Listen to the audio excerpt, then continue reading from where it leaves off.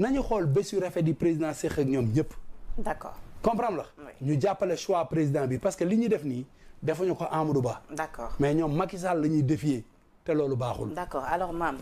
beneen xibaar bu nga xamante ni actualité la muy jëm ci Bassirou Diomaye Faye di secrétaire parti bi ex parti bi di Pastef donc dossier am ñi ngi naan ñi ngi jëm ci gën ko chargé ci bëgg-bëggu procureur maanaam daal fexe ba liñ ko doon toppee muy outrage à magistrat ñu dolli ci li nga xamante ni moo di ay actes et manœuvres à compromettre la sécurité de l'État charge yi nga xamante ni daal teg nañ ko ci kaw Sonko yëpp dañ ko fas yéene taftal ci kaw Diomaye sauf li nga xamante ni moo di vol bi.